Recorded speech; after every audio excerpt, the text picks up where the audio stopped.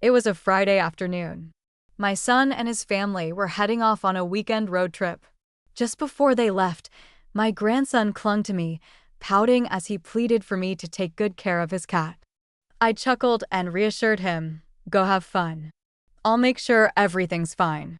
After refilling the cat's food and cleaning out the litter box, a gust of wind sent a fine layer of dust swirling off the countertop. I picked up a cloth and started wiping it down. The photo album sat on the coffee table in the living room. I flipped it open absent-mindedly, expecting to see pictures of my grandson, but it wasn't his photo collection. It looked more like a travel journal. The backgrounds in each photo varied: mountains, islands, vast grasslands, endless deserts, but the two people in them remained the same. A man and a woman, silver-haired yet full of life, stood together in every frame, holding each other close. Their smiles were vibrant and unburdened. From Switzerland to sandy beaches, from rolling plains to boundless deserts, through all four seasons across the country, my fingers trembled so badly I nearly dropped the album. The most recent photo showed them standing before a waterfall cascading from the clouds in a sheer ribbon of white. Their fingers were interlocked, one in a blue shirt, the other in a matching blue dress. The rugged cliffs and misty gorge behind them only made them seem more ethereal, as though untouched by time. Despite the fine lines etched across their faces, they still looked like a perfect pair. On the back of the photo, a handwritten note read, "Damon and Alice, September 2023. I knew that handwriting. It was Damon's, my husband of nearly 40 years, and Alice, his first love, the one he had never been able to have as his wife. I remembered that blue shirt. Last September, before Damon left for an out-of-town seminar, I had personally ironed each of his shirts, making sure they were crisp and neat, including this one. I flipped through more pages. Each photo had a date, one for every year, an unbroken timeline stretching back decades. Occasionally, there were handwritten notes on the back, lines of poetry, fleeting thoughts scribbled in Damon's unmistakable script. I turned the pages faster, my vision blurring. The oldest photo, buried at the bottom, had yellowed with time, the years pressing down on it like a tangible weight. The two of them looked so young, a snow-capped mountain loomed behind them. On the back, he had written, "If one day we stand in the snow together, then in this life we have already grown old side by side." Damon and Alice, November 2005. The ink had faded, but the strokes were still bold, strong like a blade slicing through water. Yes, from youth to old age, from dark hair to silver strands, how could they not be considered lifelong companions? And yet, how absurd. My husband, Damon, 65 years old, a highly respected medical scholar, had spent an entire month every year not at academic conferences, but traveling the world with his first love from the age of 40 to 65. It ignited inside my chest, searing through my organs, burning so fiercely it hurt to breathe. Yet, at the same time, it felt as if a gust of freezing wind had blown through me, rendering my limbs numb and my eyes too heavy to keep open. I wanted to call Damon right then and there to demand an explanation, to force him to tell me why he had hidden this from me for 25 years. But as soon as I reached for my phone, my strength abandoned me. My fingers turned ice cold, and tears spilled onto the floor like a broken string of pearls. Outside, the sun dipped below the horizon, and the world was suddenly cast into shadow. I sank onto the floor, staring blankly ahead. I couldn't wrap my mind around it. How had my life turned out like this? The night deepened. Damon called multiple times, urging me to come home.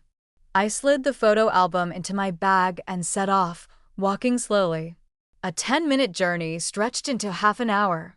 When I finally arrived, Damon was seated at his desk, focused on his work, typing out a report with the same unwavering concentration he had always possessed. Even in old age, his posture remained straight, his movements deliberate and precise. Seeing me, he glanced up. "What took you so long? What were you so busy with?" "Dinner's not ready yet." I looked at the empty dining table and the cold, lifeless kitchen, and suddenly I laughed. If I don't cook, will you never think to do it yourself? He raised an eyebrow, surprised. What's gotten into you? Bad mood? Did our son upset you again? If you're not feeling up to it, we can eat out. I'll make a reservation. He closed his laptop and walked toward the entryway to change his shoes. Actually, I have to leave town again next week. You'll have to hold down the fort here alone. He glanced at me. Come on, no need to cook tonight. Let's go. I watched him, the familiar features, the gentle expression. Age had left its mark on him, but his eyes were still warm, still the same as they had always been. And then I asked, can you not go? He stopped, looking at me in surprise. What? My voice trembled. I mean, don't go. Not just this time. From now on, no more trips. His brows furrowed. What are you talking about? This is my job. You know that professors at my level are expected to travel for lectures. You're 65, Damon. My voice was barely above a whisper. And are you really just going to give lectures? You don't have to go anymore. You know that. He stilled, studying me with a strange expression.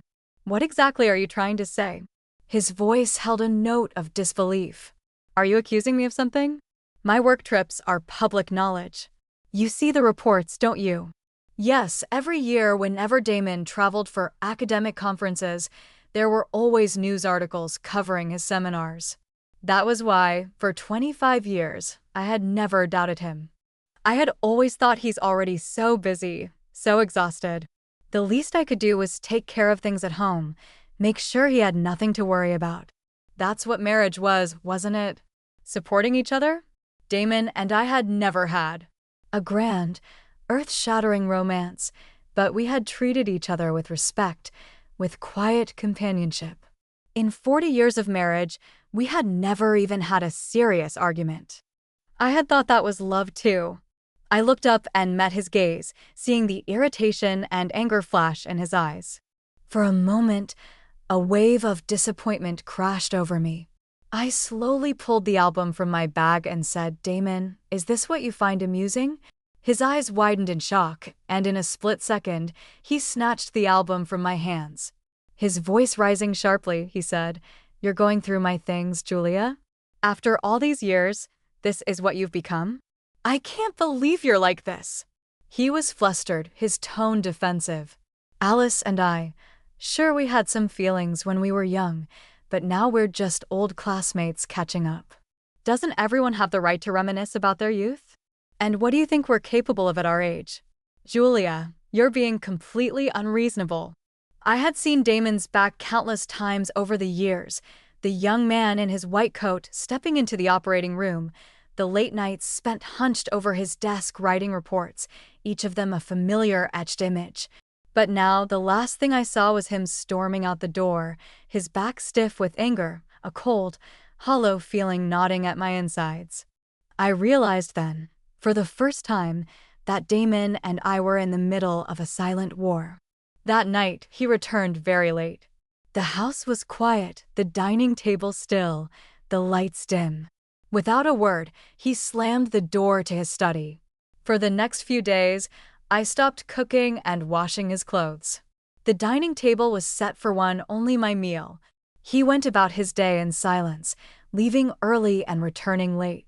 His dirty laundry piled up in a basket, and the once neatly folded shirts were now thrown in, wrinkled and neglected. When my son's family returned from their trip, they came by to have dinner with me. Grandma, look. This is the gift I brought back for you. It's for you and Grandpa. My 7-year-old grandson, Neil, cheerfully handed me the gift. I smiled faintly, ruffling his hair. Thank you, my dear. Neil, finish your meal and go play in your room, my daughter-in-law, Monica, gently suggested. Then she turned to me with a tentative voice. Julia, how have you and Damon been? Is everything okay? I lowered my gaze, my fork moving mechanically through my food. My son, Lucas, couldn't hold back any longer. Mom, what's going on with you? His voice held clear frustration. Yeah, that album was left at our house on purpose, he continued, not realizing the sting in his words. It was to keep you from getting upset when you saw it. You're really making a big deal out of this. You're so old, Mom. Why care about something like this? Dad's done so much for our family, and now he's older. Looking back on the past is just natural. I've met Alice. She's reasonable and understanding. They're just reminiscing. Why do you have to be so hard on them? His voice droned on, but I remained silent. Between his rants, I quietly picked up his favorite dish. I poured it into the trash. Lucas stared at me wide-eyed in disbelief. Mom, are you crazy? What are you doing? Monica quietly tugged at his sleeve, but he was fuming now. He slammed his utensils onto the table. Fine, if you won't even let me eat, then don't bother coming to me ever again. I don't need you to come around and try to look after us. With that, he stormed out, dragging Monica and Neil with him. Neil, still in his room reading, was yanked along abruptly, his eyes welling up with tears. In that moment, I couldn't help but think of Lucas when he was Neil's age, how he would lift his little face to mine, promising to buy me the best things in the world when he grew up. How people change, even the children you raise with your own hands. When Lucas was small, Damon had been so consumed with work that it was me who took care of him day in and day out. Back then, I was the one he loved most, the one he turned to. Now that his father had reached the peak of his career, able to protect him and pave the way for his future, I was no longer the center of his world. In the dead of night, I went to the bathroom and saw Damon crouching in front of the washing machine, staring blankly at the buttons as if he couldn't figure them out. He looked up at me, his lips parted but words unspoken. I turned to head back to my room, but he called after me, his voice thick with unspoken frustration. FIA, my clothes are dirty. I have no clean clothes to wear. I shook my head, walked over, and pressed the button to start the washing machine. The water began to flow. I'm sorry, Julia. I've lied to you all these years. It's my fault. His voice was small now, the weight of his confession bearing down on him. But you have to believe me, I never wanted to destroy our family. I looked at him for a long time, my breath escaping in a soft sigh. Maybe we should separate. He snapped his head up, his eyes cloudy, filled with a strange, bitter light. After that confrontation with Damon, I felt as if a knot in my chest had finally loosened. The fog that had clouded my mind lifted, leaving me startlingly clear-headed. Damon and I were 5 years apart in age, introduced through mutual friends. Back then, he was a freshly graduated medical student, and I was just an ordinary office worker. I knew he had been in a 3-year relationship during college, one that had ended abruptly when the woman's parents opposed their union. When he told me about Alice, he laid everything bare, his past, their love, and their separation. He said it was all behind him, that he was ready to move forward. I believed him. I nodded, and together we stepped into marriage. That was 40 years ago. When Damon was still a medical intern, nearly all his time was consumed by work. He had to assist in surgeries, collect research data, take on clinical shifts, and endure endless overnight duties. That meant everything else fell on my shoulders. His salary was meager then, and I didn't dare quit my job. I worked during the day, and at night I cared for both our young child.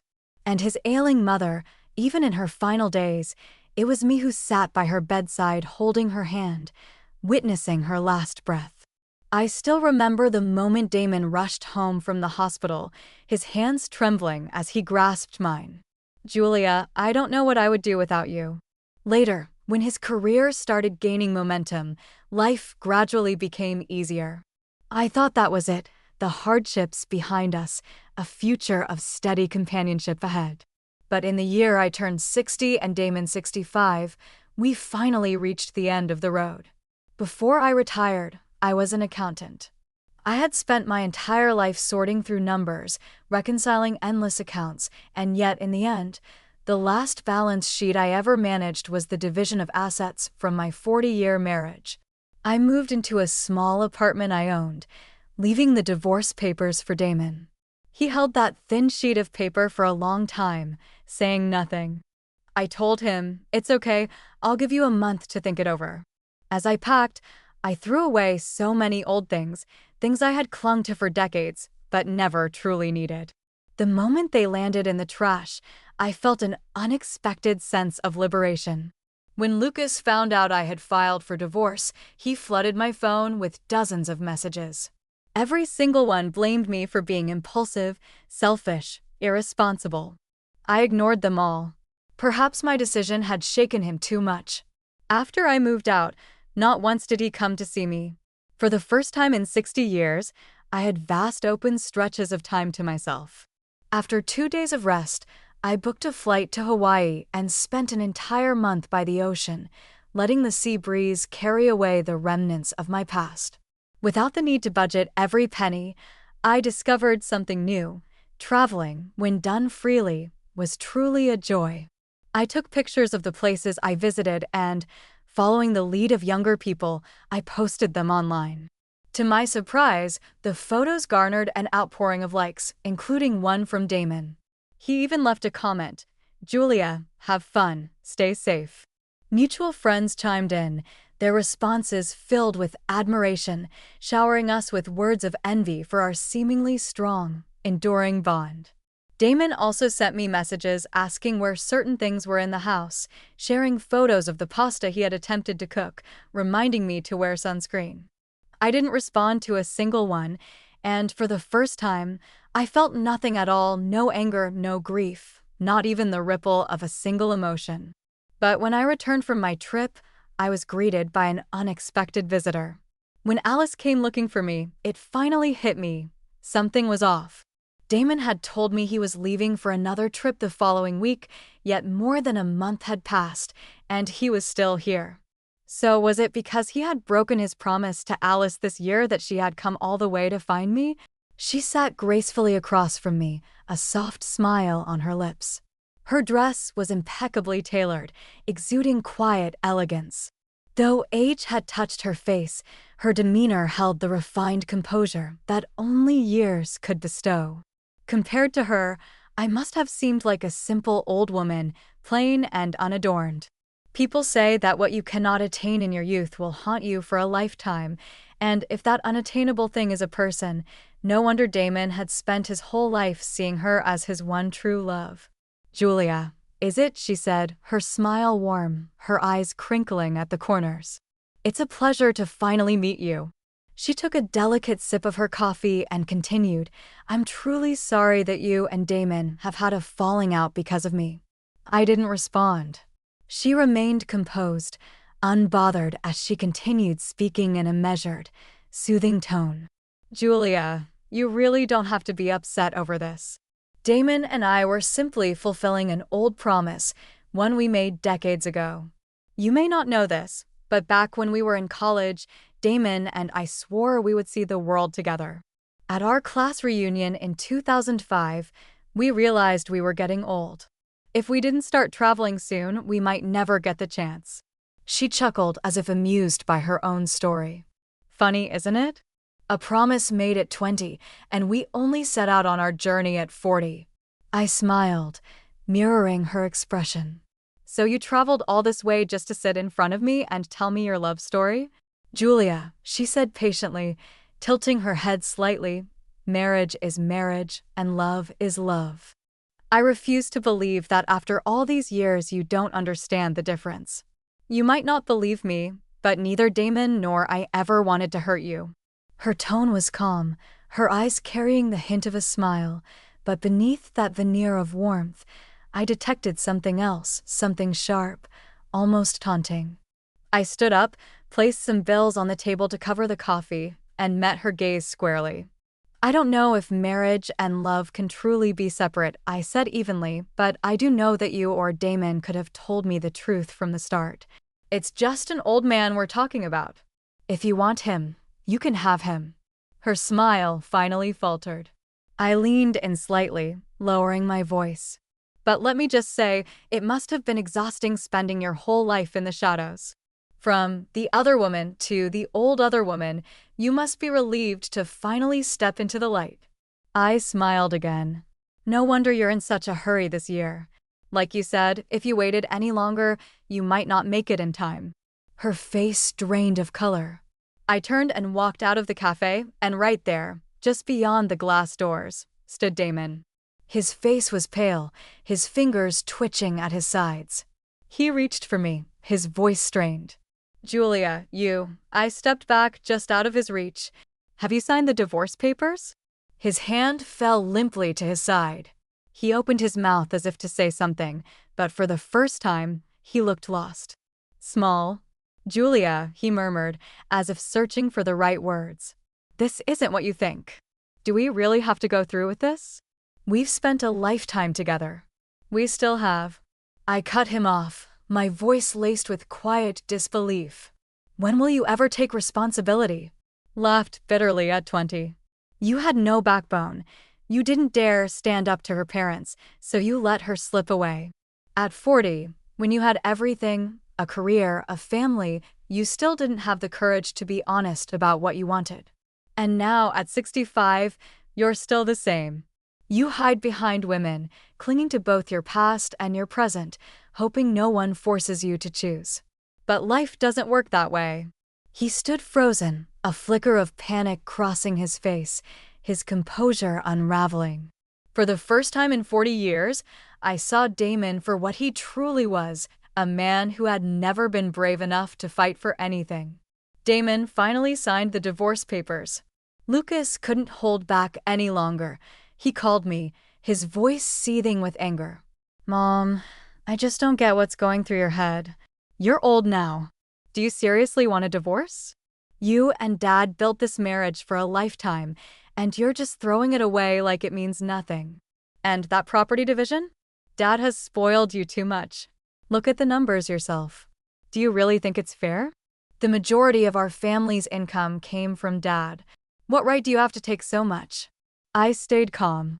Lucas, you should know what marital assets mean. And if you think carefully, in the first 20 years of your life, who is the one actually holding this family together? Also, yes, I'm old, but I'm only 60. Is 60 the age where I'm supposed to just wait for death? He choked for a moment, then raised his voice, grasping for another argument. Yeah, you contributed to this family, but at most, what you did was just housework. Anyone could have done it if we paid them. Why should you get such a big cut of Dad's money? I let out a sharp laugh. Lucas, why are you so heartless to me? Your father was the one who betrayed our marriage. Even if he left with nothing, that would have been his own fault. Instead of wasting time arguing with me, maybe you should think about this. When you're ever so understanding Aunt Alice marries your father, whatever little money he has left will gain another legal heir. Mom, you're really cold-blooded. Aunt Alice is kind and considerate. She's not like you, always obsessed with money. No wonder Dad chose her over you. I didn't bother listening to his nonsense anymore. I simply hung up. Half a month later, I saw a family photo Lucas had posted on social media. Alice stood nestled against Damon, her hand holding meals, the 5 of them forming the picture of a perfect happy family. Lucas had captioned it, "My father is the role model of my life. After half a lifetime, true love still stands by his side." The post quickly went viral, racking up countless likes. One comment shot to the top. A few years ago, I was traveling in Switzerland and happened to meet Professor Damon and his wife. Even then, I thought they were such a loving couple. What an enviable bond. More and more people chimed in, recalling how they had seen Damon and Alice together in different places over the years. Comment after comment connected the dots, piecing together the very story. The same story I had found in that album. Before long, Damon and Alice's epic love story was trending. People called them the real-life growing old together, hand in hand. Lucas sent me a message. See this? You threw this marriage away with your own hands. Now the whole world is celebrating. Dad and Aunt Alice, I was speechless for a moment, then typed back, should I post my divorce certificate too? Let's see how the public reacts when they find out this so-called legendary romance was actually a decades-long affair. Lucas never replied again. Of course, I never actually posted the divorce certificate online. For one, after 40 years of marriage, I didn't want to completely cut off Damon's retreat. For another, I was only 6. If I took care of myself, I still had many years ahead to enjoy life's pleasures. I wasn't about to waste my time on people and things that didn't deserve it. While my days were peaceful, Damon's life was anything but. After I left, Alice moved in with him. At first, everything seemed idyllic. Damon had finally reunited with his first love. Lucas found Alice to be elegant and well-mannered, and even Neil adored her, calling her grandma in his sweet little voice. But a household needs to be managed, and Alice, accustomed to a life of comfort, wasn't the kind of woman who did housework. Lucas wasted no time hiring a maid. That solved the cleaning issue. But Neil's daily school drop-offs and pickups still needed to be handled. Monica didn't trust a nanny with the responsibility, so Lucas turned to Alice, who graciously agreed, smiling as she assured them they could focus on work without worry. "Alice, you're the best. You're nothing like my mom. You're always so gentle and understanding," Lucas said. But after just a few days, Alice nearly lost Neil. She had taken him to the mall after school, got distracted browsing a clothing store, and in just a few minutes of inattention, Neil had vanished. Panic-stricken, she called security and the police. Thankfully, after a frantic search, he was found on another floor, unharmed. Alice, shaken and furious, scolded Neil the moment she saw him. "Didn't I tell you to wait inside the store? I was only trying on a couple of outfits. Why did you run off?" Unfortunately for her, Monica arrived just in time to witness the scene. She said nothing, her face unreadable, but as soon as they got home, she demanded that Lucas go to me and apologize. Lucas refused at first. "Alice has never had children. She made a mistake, sure, but it was just an accident. She'll be more careful next time." But that night, Damon called Lucas, subtly hinting that Alice had been feeling unwell. Her back ached from all the running around, and she was completely exhausted. Perhaps it would be best to find another solution for Neil's school runs. Monica let out a cold laugh and promptly dragged Lucas over to my place to apologize. "Mom, I was wrong before. Don't take it to heart." Lucas kept his head low, his tone unusually subdued. "I was just mad at the time and I said some things. I shouldn't have done that. Don't be upset, okay?" I didn't say anything.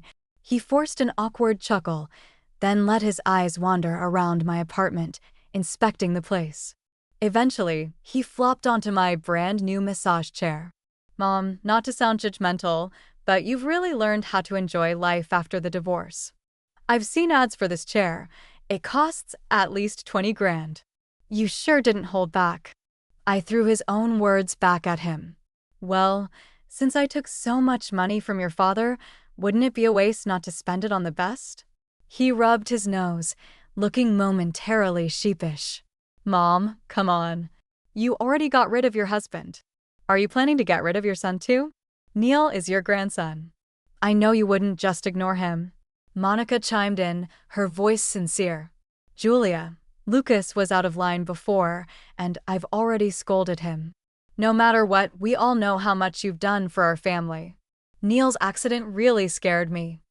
I can't trust just anyone to look after him anymore, so could you?" "I signed up for piano lessons," I interrupted. "I won't be available on weekdays, but if you need someone to watch Neil on weekends, you can bring him over." Lucas's eyes widened. "Piano lessons? Since when? You're really going all out." "I bought a piano a few days ago," I said, unbothered. "It's being delivered this afternoon." He frowned, about to say something, but Monica quickly pinched his arm and smiled.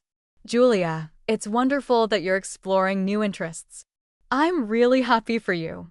Don't worry about Neil. I'll figure something out." 2 months later, I heard more news about Damon, this time from Monica when she brought Neil over. Her expression was unreadable as she casually mentioned, "Alice is becoming more and more demanding. She's completely taken over the house. rearranging everything beyond recognition, and now she's pressing Damon to get married. He shot me a knowing look. Don't worry, though. I've already told Lucas to make it clear to his father that we strongly oppose the marriage. When you were around, all we had to do was focus on work. We never had to worry about anything at home, but now we're both busy all day. We have to hire a nanny for Neil, and Lucas keeps getting roped into doing chores for Alice. She smirked and added in a hushed tone, and from what I hear, Damon hasn't agreed to marry her yet. They've been arguing a lot. Seems like the old man still has some sense left. Dating is one thing, but marriage is another matter entirely. I couldn't help but laugh and simply turn my attention back to slicing fruit for Neil. After all, everyone has their own perspective, their own interests at stake. When interests clash, decisions naturally diverge. I didn't know why Damon was hesitating to marry Alice, but it made perfect sense that Lucas and Monica were against it, especially after what happened with Neil. Alice had almost lost their child, yet instead of admitting fault, she blamed him for running off. No daughter-in-law would take that lightly. But what truly surprised me wasn't just the chaos. Within Damon's home, it was that Damon and Alice had made their way back into the public eye, this time trending for all the wrong reasons. Unlike before, when they were showered with praise and admiration, this time skepticism was everywhere. I never thought I'd see Damon again, not like this, lying in a hospital bed, frail and worn, his once peppered hair now completely white. The scandal had spread like wildfire, consuming every last shred of the admiration he and Alice once enjoyed.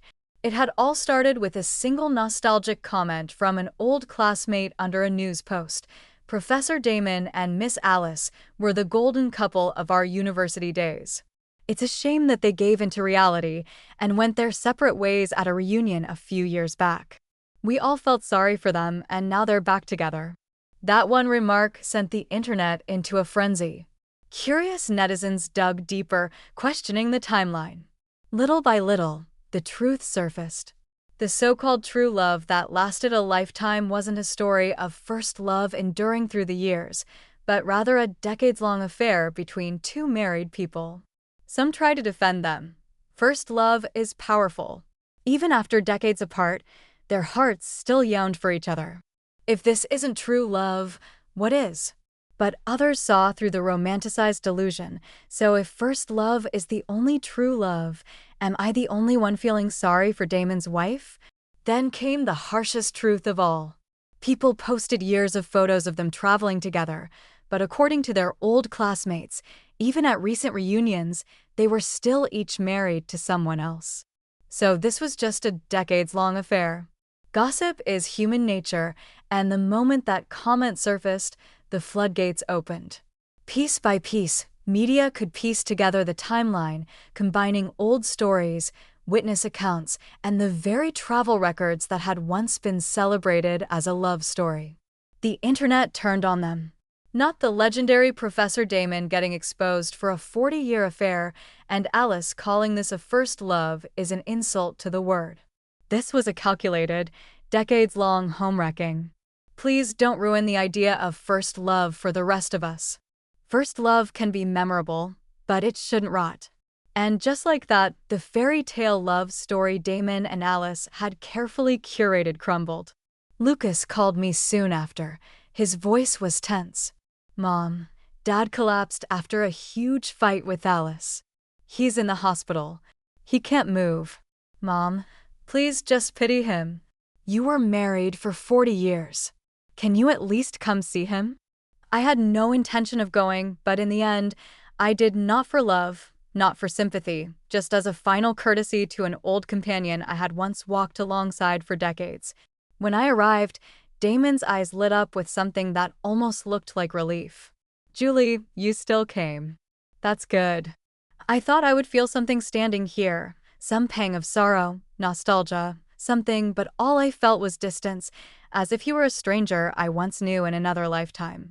Reached out a trembling hand. Lucas told me you're learning the piano. If I get better, will you play for me? Hawaii was nice, wasn't it? It's a shame I couldn't be there with you. If I had the chance, I'd really love to watch the sunset with you just once. I frowned slightly, but before I could say anything, he coughed violently, his body racked with weakness. Don't refuse me just yet, he said. Let me say this. I've been holding onto these words for days. If I don't say them now, I might never get the chance. Ever since you left, I keep seeing you around the house. It's like you never really left. I know I wronged you. I have no right to ask for your forgiveness, but I keep thinking back to that day when you asked me if I could stay. If I hadn't argued with you, if I had just woken up then and there, would we still be together today? At that, a sharp pain twisted in my chest. For a moment, I was back in that darkened room, sitting on the floor, sobbing alone in the deafening silence. But only for a moment. I shook my head, my voice steady. You wouldn't have changed, Damon. Fickleness is in your nature. If you ever truly loved me, you wouldn't have spent decades traveling with Alice. Today you say you regret it, but the truth is your perfect, untouchable white moonlight has become nothing more than an ordinary plain bread on your dinner table. And now, because I was the one who walked away first, I suddenly seem more precious to you. That's just who you are, always chasing what you can't have, never treasuring what's right in front of you. His breath hitched, his lips parting slightly as if the words had physically struck him. Then he let out a long sigh, his eyes clouded with self-mockery. Yes, but Julia, we spent 40 years together. Are you saying you don't feel even a little attachment after a lifetime together? Can't we go back? I let out a soft laugh, one filled with nothing but quiet finality. Damon, can you turn back time? Can you give me back my 40 years? Why should I be attached to a marriage built on betrayal? What am I? Someone so lowly that I should be grateful for whatever scraps I was given. He let out a raspy chuckle, his voice barely above a whisper. I spent my whole life healing others, but in the end, I couldn't even save myself. And now I have nothing. I turned to leave. As I pushed open the hospital room door, I saw Lucas and Monica standing outside. Lucas hesitated, then finally called out Mom. He reached out as if to stop me, but I stepped aside. Monica pressed her lips together, her expression laced with something unreadable: pity, sorrow, regret. I didn't wait to find out. I walked past them, down the hall and out of the hospital. As I stepped into the open air, I took a deep breath. For the first time in decades, the sky felt endless. Later, I finally learned what had caused Damon and Alice's final explosive argument. Alice came to see me one last time. She looked just as polished and graceful as before, her outfit impeccably put together. But this time, the light in her eyes was gone, replaced by a thick layer of clouded despair. She pushed a cup of coffee toward me, her hands trembling slightly. You won, Julia. Her lips curved into a bitter smile, but her complexion was ghastly pale. Last time I told you that you had Damon's marriage, but I had his love. Now I see how naive I was. Julie, I lost. I'm leaving. I watched her in silence, picked up my coffee, and took small, deliberate sips. She exhaled shakily, then continued speaking as if the words had been bottled up for too long. Do you know why Damon and I fought? The entire internet is tearing me apart, calling me shameless, saying I spent my whole life as the other woman, an old fool who never learned self-respect. I begged him. I told him I wouldn't push him to marry me anymore. I only asked for one thing, for him to post a statement online saying that you two had actually divorced 25 years ago. Just a single sentence. Why? That's all it would have taken to clear my name. But he refused. He would rather let himself be ruined. He would rather watch me get dragged through the mud than tell the world that your marriage had ended decades ago. I almost laughed. I wanted to tell her the truth. She had been a mistress all her life. She deserved the insults. But the words caught in my throat, and I swallowed them back down. Instead, I said quietly, there's no winning or losing here if you think about it. You only lost your love. I lost my entire life. Alice left. Damon didn't die after the accident, But his body grew weaker after all this chaos, and his memory deteriorated rapidly. The doctors diagnosed him with Alzheimer's. He had spent his life building an impeccable career in medicine, and now, in his twilight years, waves of students came to visit him, and teams of distinguished doctors took turns examining him. But none of it mattered. He could no longer recognize people. He could no longer remember. Meanwhile, I threw myself into my piano lessons. My teacher praised me, saying I was learning with remarkable dedication. I could now play an entire piece from start to finish. When I posted a video online, it unexpectedly went viral. I also started traveling alone, and yet standing before the great wonders of the world, I still felt my heart swell with excitement. I boarded a plane to France to see the Eiffel Tower. As I landed, a message from my son arrived, a video. In it, Damon sat in a wheelchair, wearing thick glasses, staring intently at the phone screen. It was my piano video. Even with his fading memory, he watched it over and over again, and in between, tears fell, rolling down his weathered cheeks like a child's. I felt neither sadness nor joy. The scene felt distant, as if from another lifetime.